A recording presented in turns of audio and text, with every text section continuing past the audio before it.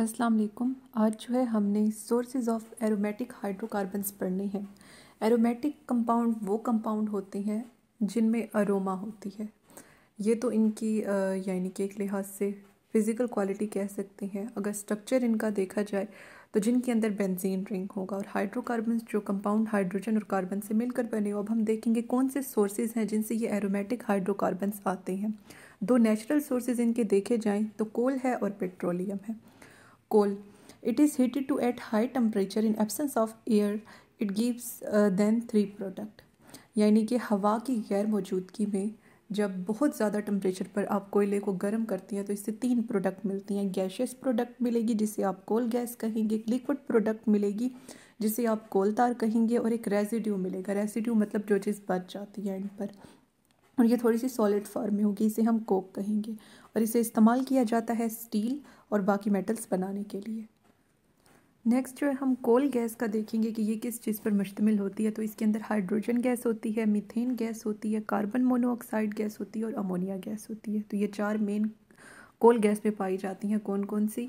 Hydrogen, methane, carbon monoxide और ammonia. Hydrogen H2, methane CH4, carbon monoxide CO और ammonia NH3। कोल तार का देखें तो इसके अंदर एरोमेटिक कंपाउंड्स बहुत ज़्यादा होते हैं। ये ब्लैक कलर का एक विस्कस यानी कि गाढ़ा सा लिक्विड होता है। इसकी एक ख़ास स्मेल होती है और इसे हम कह सकते हैं कि ये मिक्सचर है एसिडिक, बेसिक और न्यूट्रल कंपाउंड का। ठीक है। और कोल तार की फिर फ्रैक्शनल डिस्टिलेशन की जाए तो ये चार फ्रैक्शंस देगा: light oil, middle oil, heavy oil और anthracene oil. Light oil fraction का अगर हम देखें तो इससे मतलब कि हम डिस्टिल करते हैं यानी कि गर्म करते हैं 200 डिग्री सेल्सियस पर। तो इससे हमें क्या क्या मिलता है? बेंजीन मिलता है, टोलेइन मिलता है और ज़ाइलिन मिलता है। मिडल ऑयल फ्रैक्शन को देखें तो इसकी डिस्टिलेशन के लिए इसे हम गर्म करते हैं 200 से 250 डिग्री सेल्सियस पे, और इससे तीन चीज़ें मिलेंगी: नेफ्थालीन, क्रेसोल और फिनोल्स। ये सारे हमारे पास एरोमेटिक कंपाउंड है। हैवी ऑयल जो है इसकी डिस्टिलेशन 250 से 300 डिग्री सेल्सियस तक होगी और इससे हमें नेफ्थालीन और क्रेसोल मिलेगा। और जो एंथ्रासीन ऑयल है इसकी डिस्टिलेशन 300 से 350 तक करेंगे और इससे हमें मिलेगा एंथ्रासीन, फिनांथरीन और कार्बाजोल। नेक्स्ट जो है हमने लाइट ऑयल फ्रैक्शन को इन डिटेल देखना है। अब इससे हमने बेसिक इम्प्योरिटीज़ रिमूव करानी है तो ज़ाहिर एसिड के साथ H2SO4 के साथ इसका रिएक्शन कराएंगे ताकि वो इसके साथ मिलकर साल्ट बना दे और रिमूव हो जाए। ठीक है। तो इसका यानी कि इस बेसिक इम्प्योरिटी जैसे कि प्यूरिडीन को रिमूव कराने के लिए H2SO4 डाइल्यूट H2SO4 के साथ ट्रीट कराएंगे। और अगर आपने एसिडिक इम्प्योरिटीज़ रिमूव करनी है जैसे कि फ़िनोल को, तो फिर आप NaOH के साथ इसे ट्रीट कराएं। ऑयल जो है ये यानी कि रीडिस्टिलेशन, जब दोबारा से डिस्टिलेशन करेंगे हम ऑयल की तो ये रीडिस्टिल होगा और ये तीन फ्रैक्शंस जो है देगा। अगर यानी कि आप 95 डिग्री सेल्सियस पे इसे हीट करते हैं तो 90% बेंजोल होगा जिसके अंदर 75% जो है बेंजीन होगा। और अगर 150 पे हीट करते हैं तो 50% बेंजोल होगा जिसके अंदर 40% बेंजीन होगा। ठीक है। और सॉल्वेंट नेफ्थालीन जो है यानी कि अगर आप 200 डिग्री सेल्सियस पे हीट करते हैं तो आपको सॉल्वेंट नेफ्थालीन मिलेगा। अब जो हमें इससे बेंजीन ऑब्टेन होता है उसका बॉइलिंग पॉइंट 80 डिग्री सेल्सियस होता है। टोलेइन का सारों की याद करने की ज़रूरत नहीं है, बस जो मैंने दी है इन्हीं की याद कर लेनी है। एरोमेटिक हाइड्रोकार्बन के टोलेइन का होता है 110 डिग्री सेल्सियस, ज़ाइलिन का होता है 135 से 145 डिग्री सेल्सियस।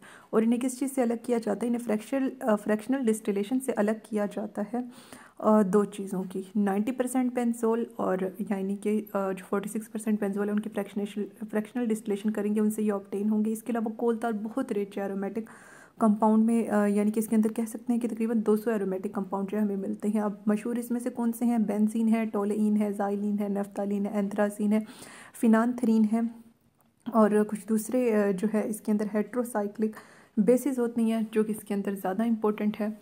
अब पेट्रोलियम से अगर हम देखें, अब जो हमारे पास पेट्रोलियम से देखें तो वो मेजर सोर्स है एरोमेटिक कंपाउंड को। उसके अंदर बेंजीन होता है यानी कि उसे बेंजीन ऑब्टेन होता है, टोलेइन होता है, बेंजीन, टोलेइन, नेफ्थालीन, ज़ाइलिन, ये सब ऑब्टेन होते हैं। एंड पे मैं आपको इन सब के फार्मूले दिखाऊंगी।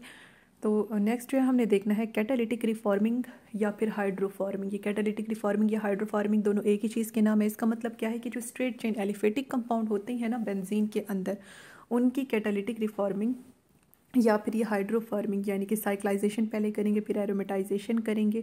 ठीक है। साइक्लाइजेशन में पहले उसे साइकिल में कन्वर्ट करेंगे, एरोमेटाइजेशन में उसे हम यानी कि बेंजीन रिंग में बदलेंगे। ये करके जो है यानी कि हम उससे यानी कि एरोमेटिक कंपाउंड में जो है बदल लेंगे। ठीक है, जो हमें चाहिए। यानी कि अब इसे करेंगे, यानी कि कैटलिस्ट कौन सा होगा, क्रोमियम ऑक्साइड जो कि स्पोर्ट हो रहा होगा एलुमिना के ऊपर। और यानी कि टेम्परेचर हम देंगे 500 से 550 डिग्री सेल्सियस। ठीक है, तो प्रेशर देंगे और टेम्परेचर 500 से 550 होगा, क्रोमियम ऑक्साइड एलुमिना के ऊपर होगा।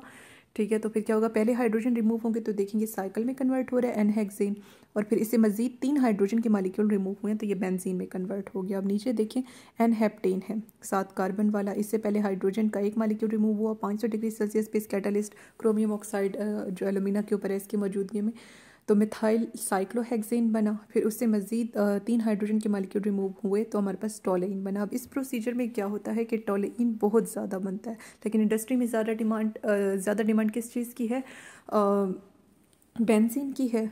ठीक है, तो इसलिए इसे फिर यानी कि हम बेंजीन में बदलते हैं, हाइड्रोजन के साथ ट्रीट कराएंगे, प्रेशर देंगे, टेम्परेचर देंगे तो ये बेंजीन में बदल जाएगा। और ये जो बेंजीन में बदलने का अमल है इसे हम हाइड्रो अल्काइलेशन कह रहे हैं, यानी कि हाइड्रोजन देके इसकी अल्काइलेशन करके इसे हम बेंजीन में बदल रहे हैं। तो इसके साथ ही अब हम अपना लेक्चर एंड करते हैं। उससे पहले मैं आपको इन सब के फार्मूले दिखा देती हूँ। मेरा चैनल सब्सक्राइब करना और अपने बाकी फ्रेंड्स के साथ शेयर करना मत भूलें। तो ये देखें, ये हमारे पास दो बेंजीन रिंग वाला नेफ्थालीन है, 3 बेंजीन रिंग वाला एंथ्रासीन है, और जिसमें यानी कि बेंजीन रिंग तो 3 है लेकिन एक बेंजीन रिंग ऊपर चला गया तो ये हमारे पास फिनांथरीन है। तो ये नेफ्थालीन, एंथ्रासीन और फिनांथरीन है हमारे पास। ये जो है, अब जब 2 CH3 ग्रुप अटैच होकर बेंजीन रिंग पर तो वो हमारे पास होगा ज़ाइलिन, और ये इसकी डिफरेंट पोजीशंस है, ऑर्थोज़ाइलिन, मेटा और पैरा, ये हम नेक्स्ट देखेंगे। और ये जब एक CH3 ग्रुप अटैच होता है तो वो टोलिन होता है, तो ये हमारा टोलिन। और इसके साथ ही अल्लाह हाफ़िज़।